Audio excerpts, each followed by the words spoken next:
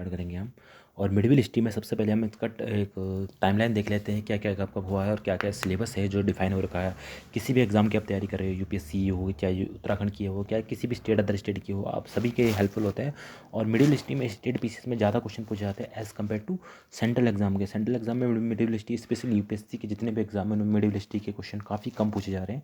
But state pieces के exam में, जैसे यूकेपीएससी का स्टेट अभी एग्जाम हुआ था, चाहे मेंस का हो चाहे प्रीलिम, इन्होंने भर भर के क्वेश्चन पूछे थे मिडिल हिस्ट्री के। और मिडिल हिस्ट्री जनरली हमें डिफिकल्ट भी लगता है पढ़ने में, लेकिन हम इसे बहुत ही अच्छे तरीके से, बहुत ही इंटरेस्टिंग तरीके से पढ़ने की कोशिश करेंगे कि मिडिल हिस्ट्री में कब कब क्या क्या हुआ। पहले देखेंगे अर्ली मिडिवल पीरियड आता है। अर्ली मिडिवल पीरियड होता है, सबसे पहले इसमें अरब का इन्वेजन होता है, टर्क का इन्वेजन होता है, और गुरिद डायनेस्टी होते हैं। इंपॉर्टेंट फॉरेन ट्रैवलर जो होते हैं, बहुत इंपॉर्टेंट ट्रैवलर इनमें कौन कौन से कब कब ट्रैवलर आए थे, तो इन ट्रैवलर के ऊपर बहुत ज़्यादा क्वेश्चन पूछे जाते हैं। नेक्स्ट होता है दिल्ली सल्तनत। इतना इंपॉर्टेंट क्वेश्चन है दिल्ली सल्तनत। दिल्ली सल्तनत इसके ऊपर सबसे पहले तो टाइमलाइन ही पूछी जाती है कि सबसे पहले स्लेव डायनेस्टी आई, फिर खिजली आया, फिर तुगलक आया, स्लेव, लोधी, इन चारों के ऊपर यही क्वेश्चन, डायरेक्ट क्वेश्चन आ जाता है कि इन्हें सीक्वेंस में लगाओ कि पहले कौन हुआ, फिर कौन हुआ, फिर कौन हुआ। तो इस तरह से इनके क्वेश्चन आ जाते हैं। और उनके टाइमलाइन भी कभी कभी क्वेश्चन के ऊपर क्या पूछा जाता है कि जो इनका टाइम पीरियड है, जैसे खिलजी डायनेस्टी 1290 से लेकर 1330 तक थी।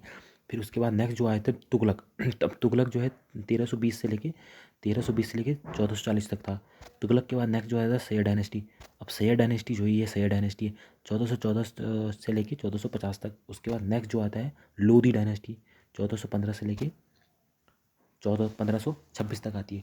तो इनमें क्वेश्चन क्या बनता है कि भाई सबसे ज़्यादा टाइम पीरियड में कौन सी डायनेस्टी रही, तो कौन सी डायनेस्टी रही होगी।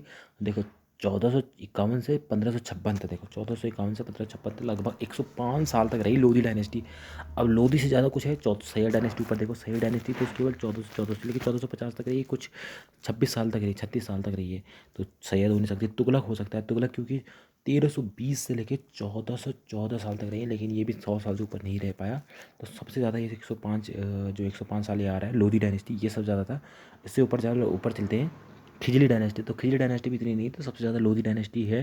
तो इसके ऊपर दो क्वेश्चन तो ये हो गए, एक तो सीक्वेंस में लगाने के लिए, एक तो इनको सीक्वेंस में लगाने के लिए, और दूसरा क्या है इनके ऊपर सीक्वेंस में लगाने यहाँ से यहाँ तक। दूसरा इन पर सबसे लंबा टाइम पीरियड किसका रहा था, तो किसका रहा था लोधी डायनेस्टी। और सबसे छोटा टाइम पीरियड अगर आपसे पूछे तो सैयद डायनेस्टी का रहा था। ठीक है, बैक टू बैक है क्वेश्चन, तरह से क्वेश्चन बनते हैं।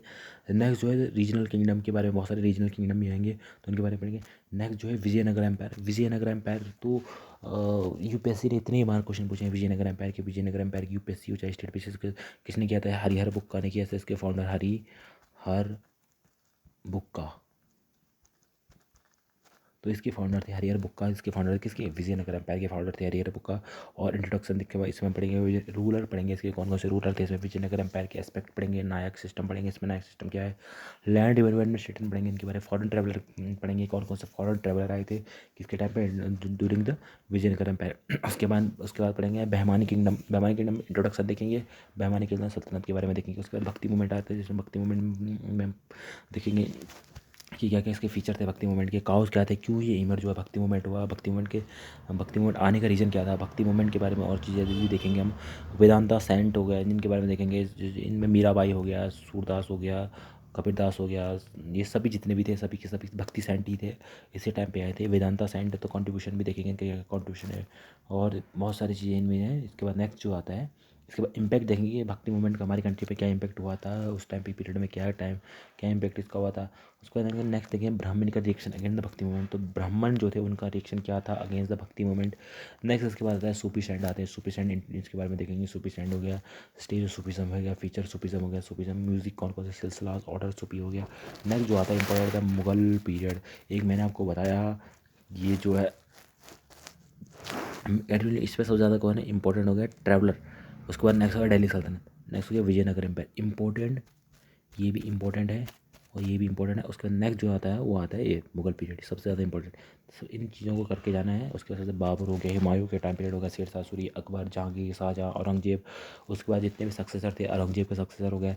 इनके बाद डिक्लाइन क्यों हुआ था Mughal teacher Mughal period decline क्यों हुआ था, जागीरदारी सिस्टम क्या थी इनकी, जागीरदारी के बाद मराठा जो है, मराठा रूलर शिवाजी भोसले के बाद शिवाजी महाराज, संभाजी के बारे में पढ़ेंगे हम, संभाजी राजा राम के बारे में पढ़ेंगे, साहू के बारे में बालाजी विश्वनाथ, फर्स्ट पेशवा के बारे में मराठा कॉन्फिडेंसी पढ़ेंगे। उसके बाद नेक्स्ट बालाजी। तो इस तरह से हम पूरा का पूरा ये 10 टॉपिक हमारे पास है, इन 10 टॉपिक के बारे में डिटेल में पढ़ेंगे और एटलीस्ट काफ़ी सारे लेक्चर हम इसमें बन सकते हैं। तो हम डिटेल में पढ़ेंगे एक एक चीज़ें, तो आपको